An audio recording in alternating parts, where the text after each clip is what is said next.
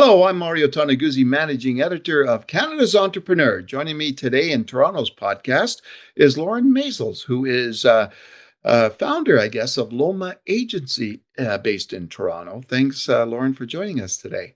Thanks for having me. Tell me a little bit about LOMA Agency, what it is that you do. Yeah, so Loma started in 2016. We just celebrated our 10th birthday, so it's been a decade, which is incredible. And I have been in the event marketing space for over 20 years and decided to start Loma as a strategic event marketing agency, helping B2B organizations focus on using events as a strategic driver for various initiatives to help not just execute flawless events, but drive ROI on the spend as well, which is important. So, how did this all come about? What's the genesis to this story? Yeah. Well, as I said, I've been doing events for quite a long time. In 2016, I was actually living in San Francisco.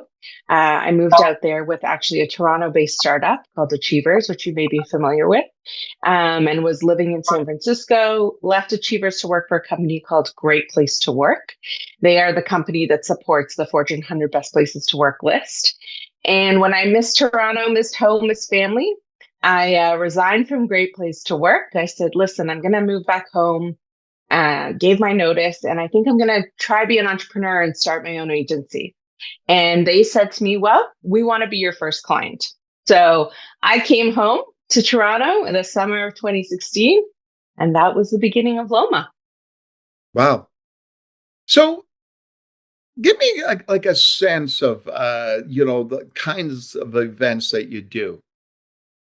Yeah, so we focus mainly on in the B2B space. So we work with different organizations in different sectors. So whether that's tech, construction, human capital consulting, and oftentimes our clients come to us because they either have a lean team in-house or they have no team.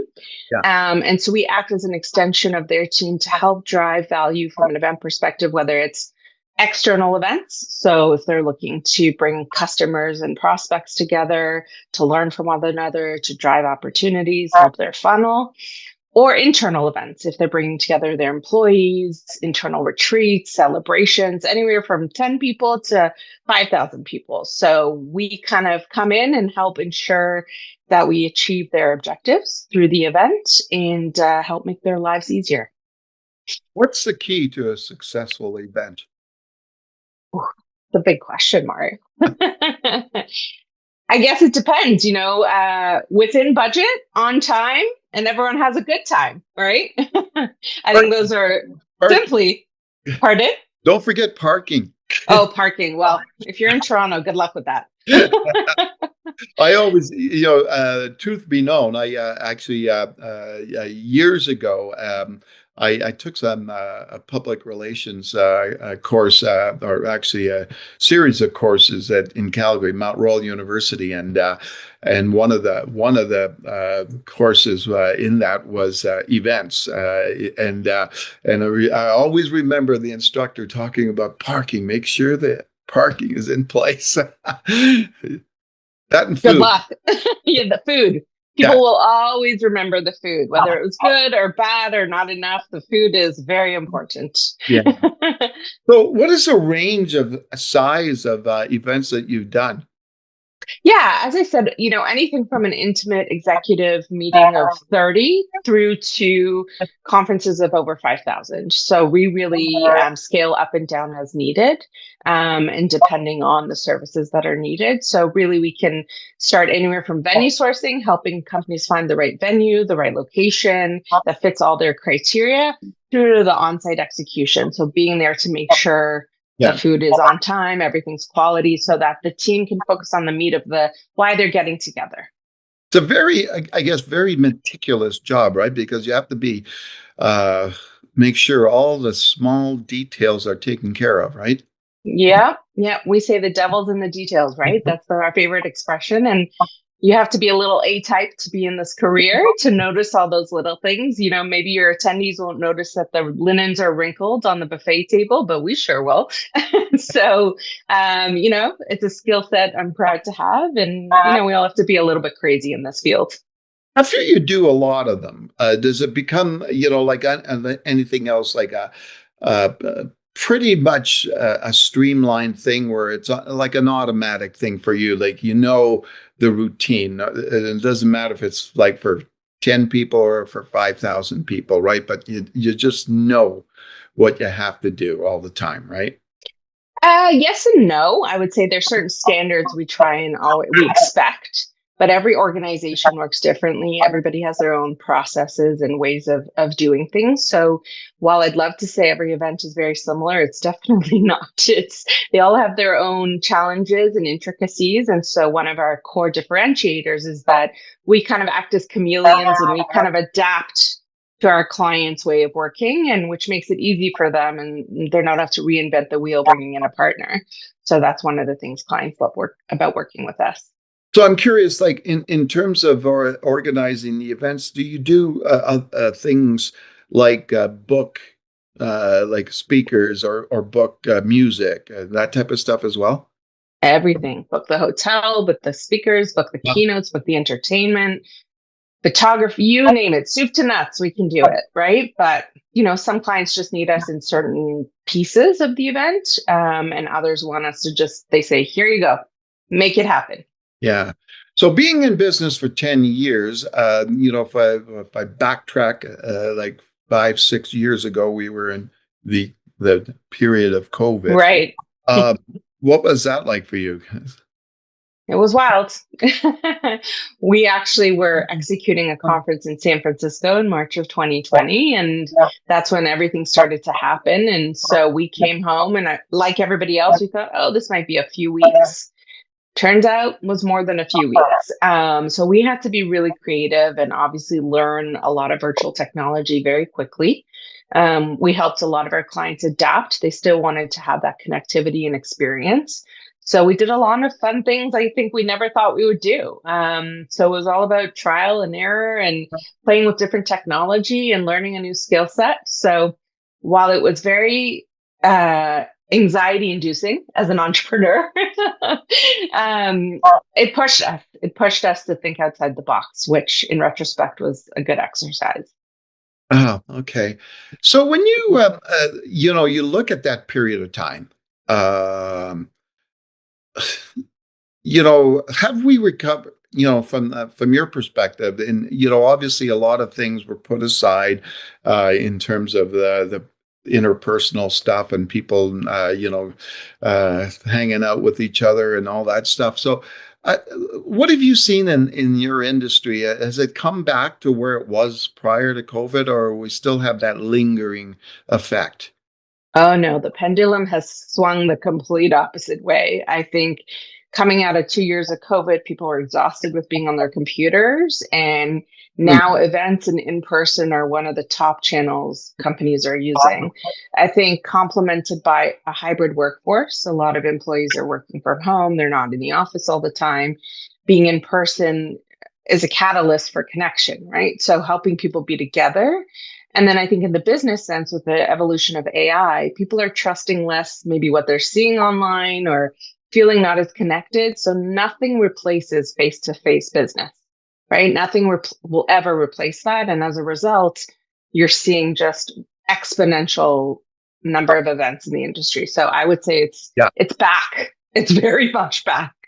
Yeah, yeah, exactly. And um, when you look at, I guess when you first started, what would you say your biggest challenge was, starting up a new business and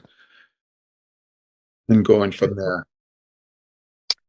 I think you don't know what you don't know when you start, right? And so even I think on the administrative side of things is finding trusted partners in your space who you can work with and learn from, whether that's a legal team who knows what they're doing or an accounting team who knows what they're doing. And you're going to do things wrong and figure it out as you go. But I think building a community of trusted advisors around you, I learned very quickly is what helped guide us in the right direction. And so obviously you learn and try and make mistakes. That's part of the journey. But I would say 10 years in, we've got an incredible group of a community that we've built. Yeah, and I don't know the actual numbers, but some of the numbers for businesses, when they start up and how many make it to their first year, kind of they're shocking actually how many don't. Uh, Right. when you look back over 10 years, what do you think what has been the key for you as a business that led to success and to longevity, more importantly longevity? Hmm. I started my own agency to be able to build a business that where people could be successful and have a good time and come to work and do good work, but also that focused on the human first. And so I think that was always front and center for me. Bringing great people together to do great work. And I think the core of our business is service based. So having the right team in place and building a culture that people want to come to work every day for me has been top priority, because if you treat people well and they have a good time, they want to do great work, right? It's a no brainer. And I think I'm most proud that we've been able to have that as a, you know, bottom line. And there, we have no ego. And, I'll say another A word, but I won't say it on the podcast.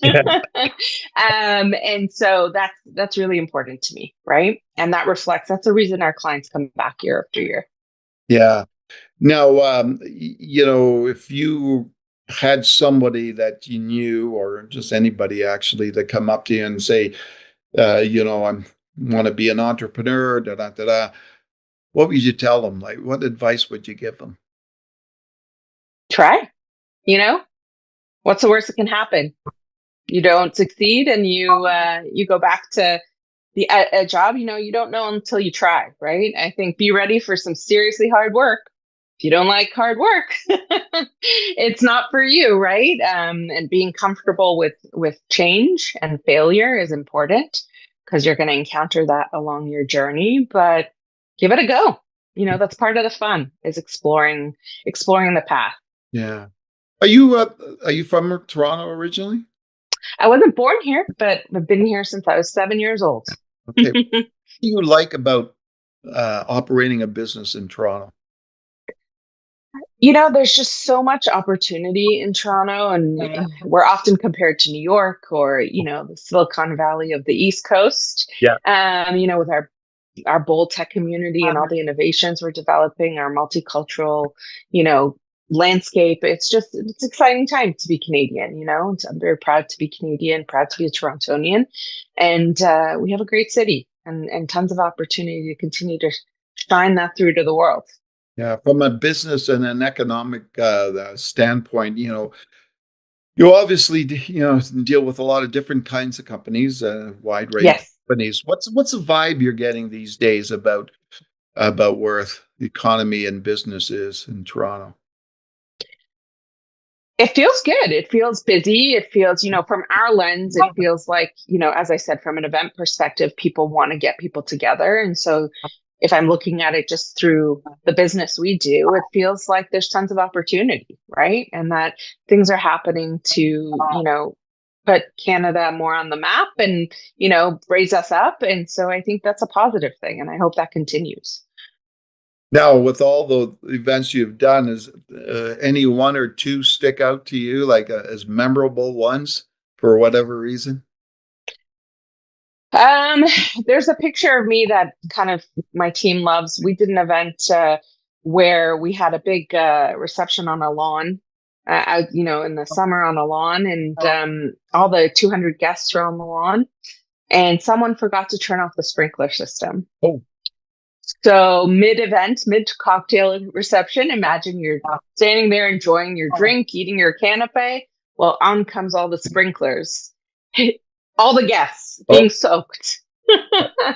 So my team and I quickly grabbed catering trays and turned them over on top of the sprinklers to mitigate the spray. And we literally stood on the catering trays on the sprinklers until the hotel could figure out how to turn them off. So forever, that will be an iconic memory for me. But see, that's just quite interesting, right? Because this again, it's one of those things that like who would have known it's something you wouldn't even think of, right? That oh, okay, that this place has automated system for sprinklers coming on, and it's stuff like that that's I how do you how do you adapt things like that because obviously things are going to come out of the blue a lot of times for you, right? Right, right. Yeah. I mean, that hadn't happened to that property ever. That was the first time. So I like to say our job is 80% what you plan for and 20% to reacting what you can't plan for, whether that's the fire alarm going off during your keynote and having to evacuate everybody from the hotel or the venue to sprinklers going off. You have to expect the unexpected, as they say in one of my favorite reality shows. So, it's being prepared. It's being prepared for knowing something's going to happen, and we're gonna figure it out, and Yeah. just how to react to the unexpected. Okay. Now, yeah, I'm going to turn it a little personal here, but Yeah, we all know that being an entrepreneur is a challenging job, but time consuming, right? And you're basically working 24/7. If you're not actually working, you're probably thinking about it. But I'm just curious, what do you do to kind of relax and take a break from work? yeah. I love long walks, listening to a podcast, and kind of getting outside, getting fresh air. I have our chief cuddle officer, who's my dog, who gets me out, and then just kind of take a break away. In January, I spent the whole month in Mexico City, and I worked remotely from Mexico City, and that was a nice change of scenery, experiencing another culture, but still being able to stay connected. So I try and take advantage of those opportunities when I can, right? To really balance, give myself, some time away from the day to day a little bit. Yeah. And do you find that when you relax in whatever way that may be, do you find that you get ideas, like ideas pop into your head for work?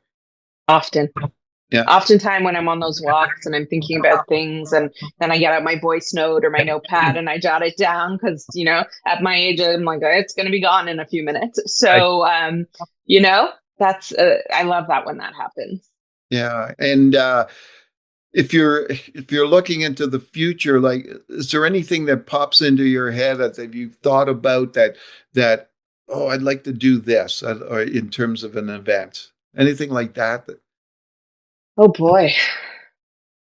I Oh, don't know, to be honest. that Nothing that stands out as like, I need to do that, but just, it's kind of exciting the unknown, right? What may come our way. That's always exciting. the different venues or places, anything pop up like that geez, I'd like to do an event at the distillery district. Oh, yeah. Yeah. Yeah.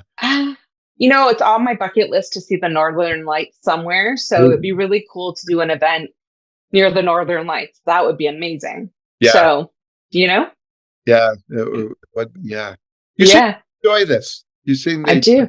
yeah. Why is Call that? me crazy. Why do you enjoy it? Like what is You attractive know, about this? there's no day, year, month that's the same. Every day is a new challenge. As we've evolved over 10 years, there's always something to learn.